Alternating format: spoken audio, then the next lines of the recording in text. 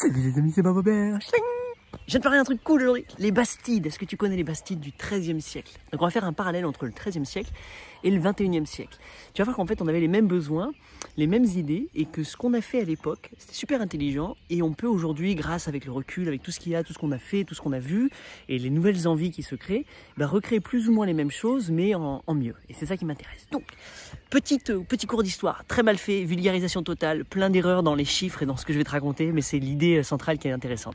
Donc les historiens, mettez en commentaire les trucs genre non, c'est pas comme ça, c'est comme ça. Au XIIIe siècle, à l'époque, tout le monde, tu vois, il y avait des gens, bon, déjà il y a un monsieur qui pêche là-bas, mais il y avait des gens qui habitaient un petit peu là-bas, à droite, à gauche, etc.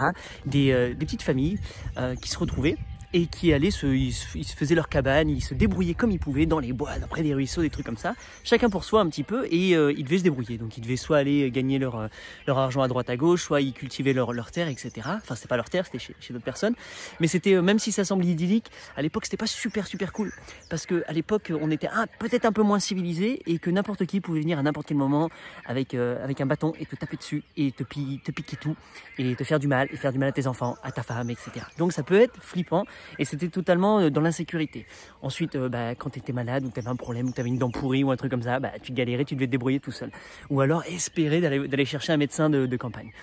Et puis à un moment, dans le XIIIe siècle, il y a eu, là on est dans le Tarn, dans l'Aveyron, pardon, dans tout le pays occitan, ils ont décidé, alors encore une fois peut-être les seigneurs, les machins, les trucs comme ça, de dire on va créer des bastides, donc des grands villages fortifiés. Donc on va créer une barrière autour, un truc bien solide avec des grandes portes, pont-levis ou pas, ou des barrières. Et à l'intérieur de ces fortifications, on va créer un village. Sauf qu'au lieu de faire comme on a toujours fait, d'avoir le village autour de l'église, on a dit non, l'église on va la mettre de côté, on va mettre en plein centre la place du marché, la place du peuple, là où la vie va se faire, etc.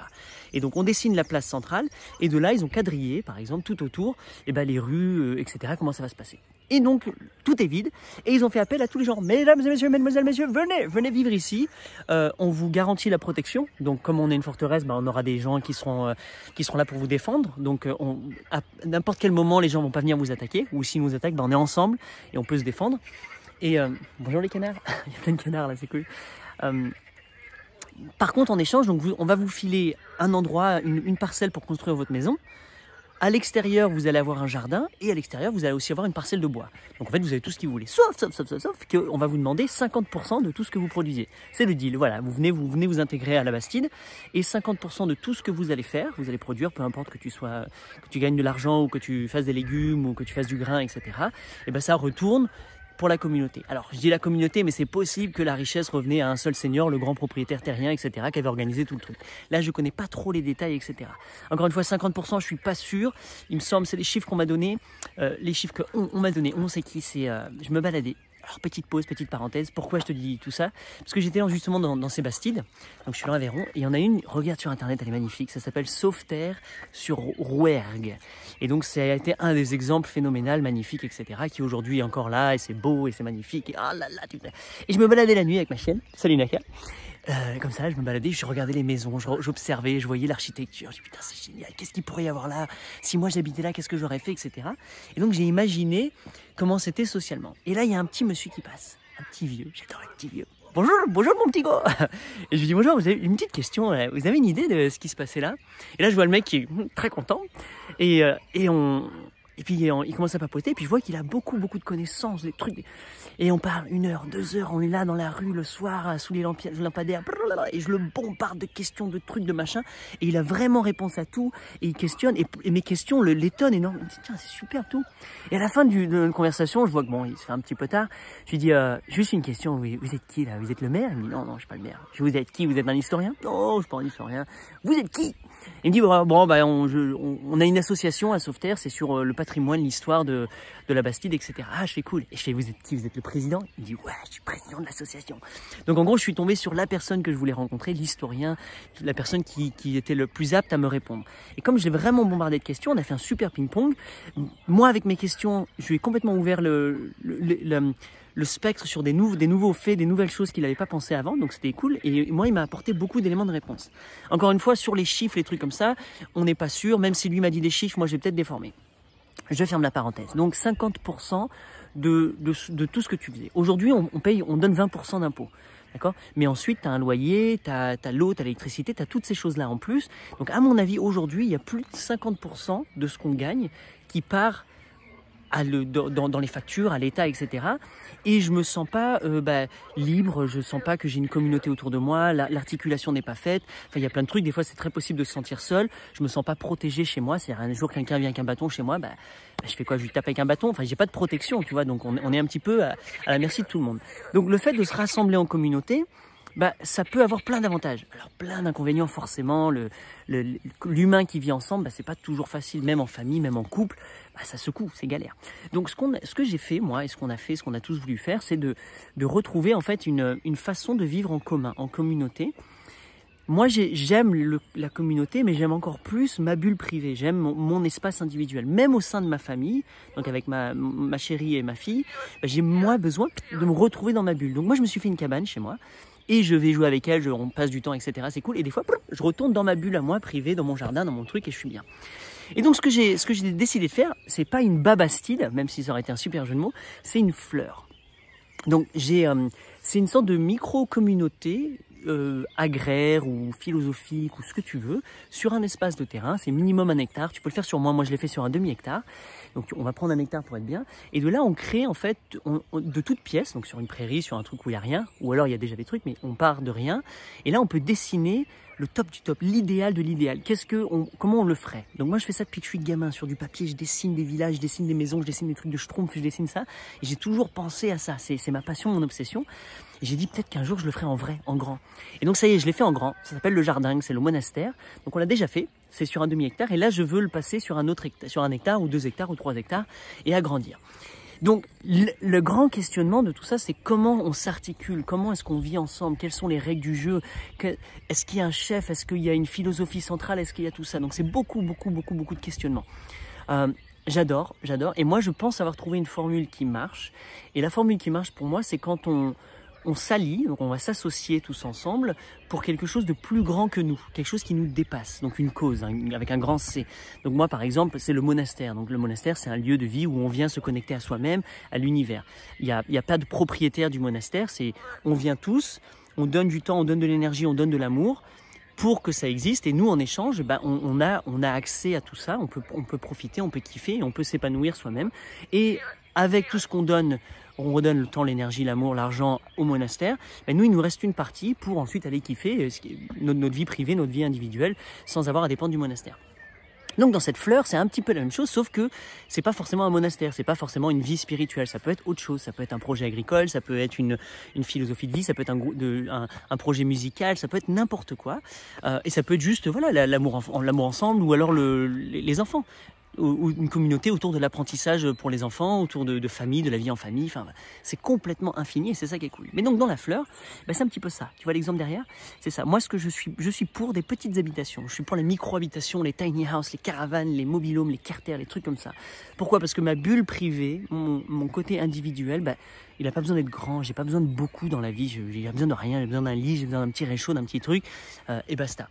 Donc maintenant, moi, mon dessin, c'est d'avoir plein de petites habitations, chacune vraiment individuelle. Donc c'est mon chez moi, ton chez toi, son chez soi, tout le monde son chez soi. Et il y a un lieu commun de la vie sociale. Ça peut être une maison en dur où là il y a les jeux, là il y a l'activité sociale, là il y a des trucs qui se passent pour tout le monde. Donc c'est un lieu partagé. Par exemple la machine à laver, par exemple la salle de transformation, par exemple la salle de yoga, des trucs comme ça. Et donc on peut venir se retrouver, mais chacun retourne chez soi. Donc ton chez soi, c'est ton temps à toi, ta bulle personnelle, etc. Et le reste du temps, ce que je te disais, l'amour, le temps, l'énergie, etc., ça va pour la cause centrale qui est ce lieu qui maintient tout ça. Donc ce que je suis en train de faire en ce moment avec des particuliers, c'est de les rassembler. Donc il y a soit déjà des gens qui ont décidé de vivre ensemble mais qui ne savent pas comment, donc on est en train de dessiner ça, soit je suis en train de le monter de toutes pièces. C'est-à-dire en fait je crée des lieux avec des espaces, alors 5 habitations, et là de dire qui veut être candidat, qui veut candidater, qui veut venir jouer, se greffer à ce lieu, et on voit les règles du jeu, comment est-ce qu'on va pouvoir établir une micro-communauté qui va idéalement perdurer, et comment on met tout à plat dès le début. Parce qu'on voit souvent dans les communautés, il y a des non-dits, il y a des choses un petit peu frustrantes qui se passent. Et en fait, c'est là où ça pêche. Et donc, même si c'est cool, même si tout est beau, même s'il y a plein de légumes, il y a un moment où ça résonne, ça castagne. Et puis, on sait pas comment, on a des frustrations, des trucs comme ça. Et en fait, ça se transforme vite fait en cauchemar. Donc l'idée pour moi, c'est pas d'avoir un chef, c'est pas d'avoir un président ou un truc comme ça, c'est d'avoir une cause, une idée plus grande que nous pour laquelle tu as envie de te dédier, tu as envie de donner du temps, ton amour, et tu as envie de vraiment t'investir, autant de temps que tu veux, mais en échange, toi, tu as une sorte de loyer à payer, tu as quelque chose à fournir. Donc tu as un revenu 50%, 80%, 100%, je ne sais pas ce que on va voir en fonction de chaque fleur, chaque endroit, et de le mettre. L'idée, c'est de vivre ensemble, donc j'ai dit ensemble, mais chacun chez soi. Donc c'est une sorte de communauté de voisins, et comme ça, quand tu es dans ta bulle, quand tu es chez toi, dans ton petit potager, ton petit truc à toi, bah, tu fais ce que tu veux, tu es libre, personne n'a rien te demander, et il y a un temps, il y a une énergie, il y a une somme d'argent que tu vas reverser au centre, à la globalité, pour le bien-être de tous, et l'argent est collectivement... remis en boucle dans ce lieu pour le faire embellir, etc. Donc personne ne s'enrichit sur le dos des autres. C'est un enrichissement commun pour ceux qui viennent vivre ici. Et forcément, toutes les personnes qui sont de passage, qui viennent visiter, qui viennent partager un moment dans ce lieu, bah, en bénéficient parce que l'argent a été réinvesti dans cette beauté. Il y a de plus en plus d'arbres, de belles choses, de trucs, de machins. Donc voilà, bref, je pourrais en parler des heures et des heures. Et d'ailleurs, c'est ce que je vais faire. Ça s'appelle la fleur, avec un grand F. Une fleur, pourquoi? Parce que chaque micro-habitation, c'est un pétale. Donc il y a des pétales, il y a 5 pétales. Et avec le cœur, où il y a tout le nectar, il y a le jus, bah, c'est ça, c'est le lieu commun. Et là, ça peut être, je t'ai dit, la salle de musique, la salle de yoga, ça peut être le temple, ça peut être ce que tu veux. C'est à vous de voir ce qui vous intéresse à faire. Donc j'ai fait un rendez-vous. Un rendez-vous, c'est dimanche 16, je crois, enfin dimanche prochain, sur Zoom. Donc je fais un rendez-vous en direct à 20h du soir. Oui, parce que 20h du matin, ça n'existe pas. Donc 20h, on se donne rendez-vous en direct. On est sur Zoom, donc tu vas voir tous les visages qui vont être là. Je vais vous présenter la fleur, je vais vous la montrer, vous la dessiner. Je vais vous montrer moi les idées que j'ai, l'articulation, le comment, le pourquoi, les chiffres, les trucs comme ça qui pourraient être possibles. Et de là, on va faire un ping-pong et je vais répondre à vos questions. Je vais écoutez vos suggestions, vos sollicitations, vos trucs, et on va voir vos réflexions. Peut-être que vous n'êtes pas du tout d'accord, peut-être que vous êtes totalement d'accord, mais qu'il manque des trucs. Et ensemble, en creusant, en rebondissant, en faisant ping-pong, ping-pong, ping-pong, ping-pong, on va voir, on va dessiner et on va juste ouvrir un petit peu la discussion. Et chacun de vous, chacun de nous, on va tous pouvoir ressortir vachement plus enrichis de cette conversation. Et pourquoi pas, soit se greffer à une fleur déjà existante, soit en créer une de toute pièce, soit vous allez pouvoir transformer votre lieu en fleur et faire venir des gens à vous comme ça. Donc si tu as l'idée dans la tête de loin ou de près de vivre en une sorte de collectivité, donc avec d'autres personnes, tout en gardant ton espace privé, tout en gardant ton côté où je veux pas vivre dans la même maison avec tout le monde, etc. D'ailleurs, il y a des fleurs qui sont comme ça. Il y a des endroits où si c'est fait exprès, c'est une colocation dans le même bâtiment. Et là, c'est pour un profil particulier. Bonjour mesdames et messieurs les canards, vous m'attendez? Donc il y a tous les formats. Donc on va en discuter et ça va être génial. Alors c'est un rendez-vous qui est gratuit pour tous les membres de mon association, de l'association Corps à Corps. C'est 13 € à l'année. On t'envoie une super belle carte postale qu'on fait de nos mains, un travail artistique. Et en échange, tu as accès à plein de formations, de réunions comme ça gratuites. Et si tu n'as pas envie de faire ça, tu peux, c'est 8 €. Tu viens pour 8 €, on va parler pendant à peu près 2 heures. Donc moi, je vais faire du blabla, un échange comme ça. Et ensuite, vous allez être en petit groupe de personnes pour pouvoir réfléchir, pour pouvoir faire du ping-pong. Et on va se retrouver, on va faire tout un événement. Donc c'est l'idéal pour rencontrer les bonnes personnes. C'est l'idéal pour creuser, pour stimuler ta pensée, pour te montrer ce qui est possible. Et peut-être te faire rêver. Et peut-être trouver les personnes qui vont venir vivre avec toi ou chez qui tu vas pouvoir vivre un bout de vie, une tranche de ton existence avec eux. Donc voilà, dimanche prochain, regarde en dessous, il y aura le lien quelque part, tout est écrit, tout est plus en détail, c'est vachement plus simple pour moi de l'écrire. Si ça te branche, c'est cool, c'est une discussion à cœur ouvert, on pourra en parler toute la vie. Moi, ça m'intéresse. En tout cas, sache que les prochaines, là, elles sont en train d'être mises en action, les prochaines fleurs. Il y en a peut-être dans le Tarn, dans l'Aveyron, on est en train de voir, en train de dénicher des terrains et de faire de monter tout ça de toutes pièces. Donc voilà. Donc si tu as un terrain, si tu rêves de faire ça, si tu es curieux, si tu as juste envie de papoter de tous ces trucs-là, si tu as envie de rencontrer des gens, si tu as envie de creuser, de voir, de t'inspirer de ce que moi ce que je vais te dire, viens, c'est un super rendez-vous. Je pense qu'on va vraiment prendre beaucoup de plaisir. Voilà, je t'attends. Dimanche prochain, regarde en dessous, tu as des liens, tu as des trucs, tout est expliqué. Vive la vie. Merci beaucoup. Ciao.